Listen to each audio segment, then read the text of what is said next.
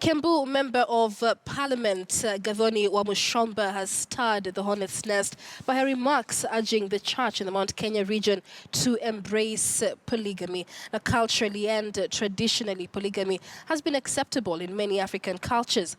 The Kenyan law also recognizes polygamy as a type of marriage which ought to be registered. And that is our discussion in News Center this morning as we revisit this dicey topic, which is likely to put the church on a warpath with proponents of polygamy.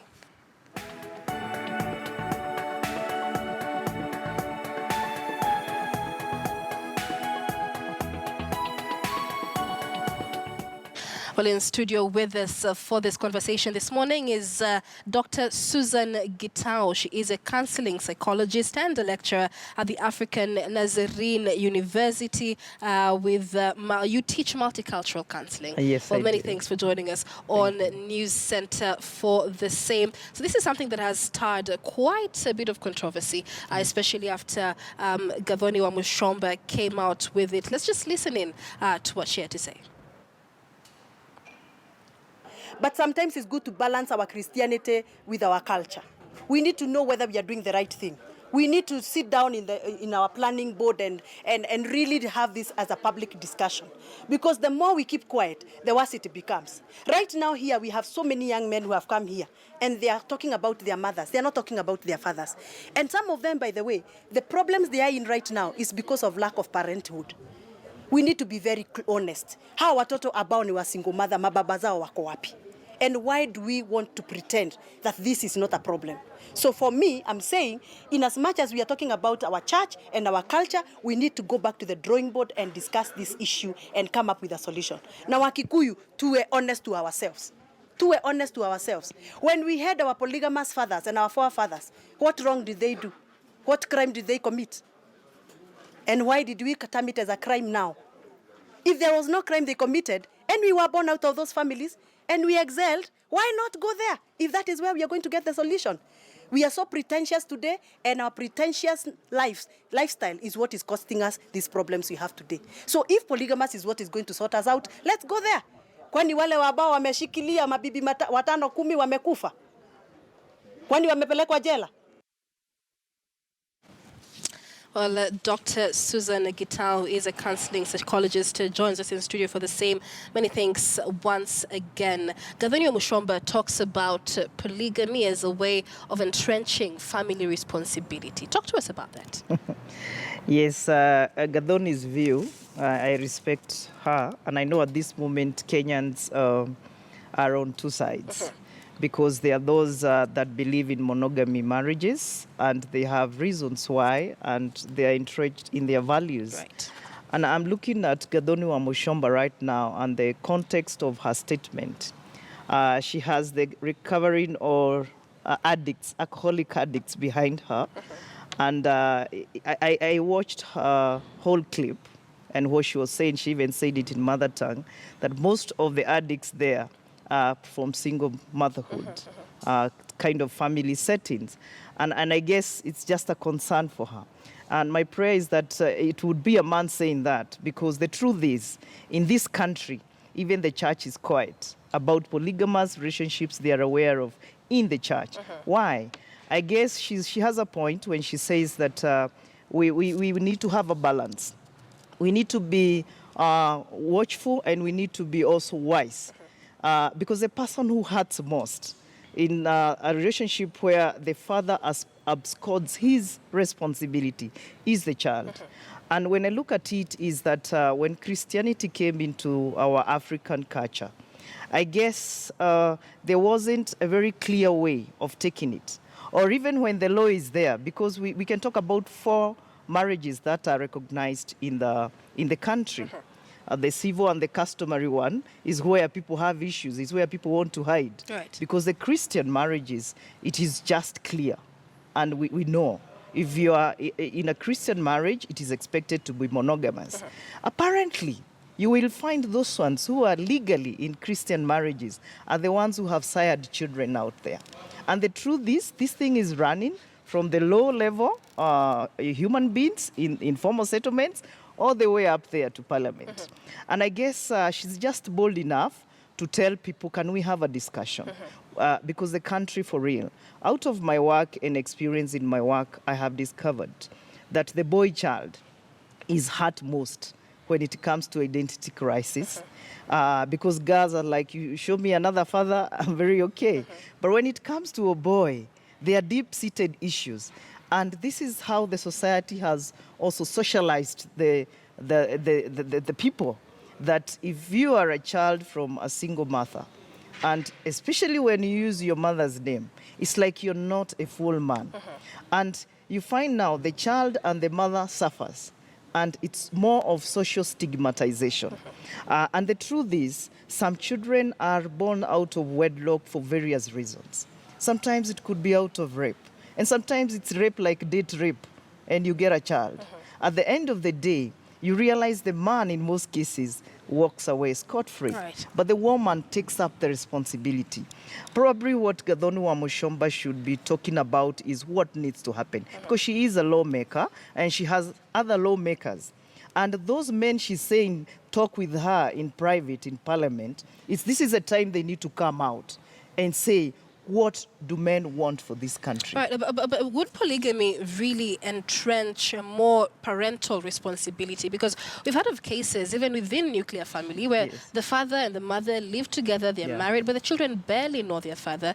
This is a man who takes care of their financial needs, but isn't quite present in their lives. So here we are talking about a man with several wives and several children, which then makes it a lot harder for them to give that one-on-one time. Will that really be the solution to all of this? Michelle, I think this is where we need to have a reconciliation, because we cannot continue using old tricks to heal current situations. Right. Because there were reasons why in the traditional African culture, polygamous was held. Polygamy marriages were held. Absolutely. Because they needed labor force. Sometimes maybe this wife would not get children, and they would sit down, the husband and wife, and say, can we have another one who can have children? There was clear agreement. Today, there is nothing like that. It's all chaos. Somebody just decides my wife is not getting children. I can just have mpango wa kando and have my own children, and it's okay. And I can even convince the other one, I'm legally married to the other one. So can you keep quiet while I support that child? And that child is not even supposed to come out openly and say, that's my father. And the woman is warned in some cases harshly. Do not dare you tell that child I'm the father, but I will continue supporting you. So in fact, when Gathoni wa Muchomba is talking, because she's supposed to support women and youths, I think she needs to engage these men who are in parliament about solutions. But saying polygamy, giving people a leeway, believe you me, ask me, I'm a woman. I am a woman. If we are talking about women issues, nothing hurts so much like when a husband becomes unfaithful. Right. I'm not saying it doesn't hurt the man when women are unfaithful, but it hurts, it breaks their moral belief of the marriage and the institution of marriage. But if initially a man would tell Michelle, I'm getting married to you in a customary way because in future I plan maybe to have somebody else come and help you, it's better than what they are doing today. Somebody just decides on their own, I want to have another mpango wa kando. And at the end of the day, people are saying, now you can go ahead and marry that person. To me, it should be a clear discussion. It should be a sober one, guided by wisdom. And the church, what I want to say is, they are aware of some of these things that are happening in the church. All right. And I want us to just take a short break, but when we come back, we'll be speaking, where did the rain start beating us and how did we get here? But before we take that break, let's bring in our reporter, Faisal Abdurrahman, is joining us live from Wajir County. Faisal, matters polygamy are not new in Wajir County. How is this, how these latest remarks by Gathoni wa Muchomba being received? Thank you, Michelle Ngele. As you have said, matters polygamy, it's not a word known to this resident, especially in the northern Kenya. You can see a family who sometimes a father who has 4 wives, a man who has 3 wives, a man who has 2 wives, and it's very rare to see a man who has 1 wife. And Islam actually says that this is a practice of the Prophet Muhammad sallallahu alaihi wasallam. But then there are conditions. If you want to marry 2 or 3 wives, there are conditions. That is, if you cannot sustain them, then you cannot marry 2 or 3. We will talk to the resident and maybe Mohammed Gedi, who is also a former journalist, to also tell us his opinion about this polygamy. Faisal, good to have you. Faisal, good to have you. I'm very much happy to contribute to such kind of societal topic. In as much as marriage is something very, very vital, especially for an adolescent person in our community. Exemplifying my comment about this topic from Islamic perspective, I would like to say marriage is essential in life. From the tradition of our Prophet Muhammad, peace be upon him, we are encouraged as adolescents. Once someone reaches the age of adolescent, which basically is not as compared to what the secular law stipulates, that is 18 years. In Islam, it's, for a girl, it can be as low as 11, depending on the physiobiological changes. But I would like to say polygamy as a type of marriage, or as a form of marriage, is something that is given a praise in the Islamic tradition. Based on my argument from historic perspective, as far as this Islamic religion is concerned, a man is allowed, or it's acceptable by law for a man to marry at maximum 4 wives. Depending on requirements, the regulations that are set by the Almighty Allah subhanahu wa ta'ala as a requirement for the man who is wishing to marry a 2nd or 3 wives, or even the 4th wife. What are these basic requirements? One has to be able to be hailing from an good economic background.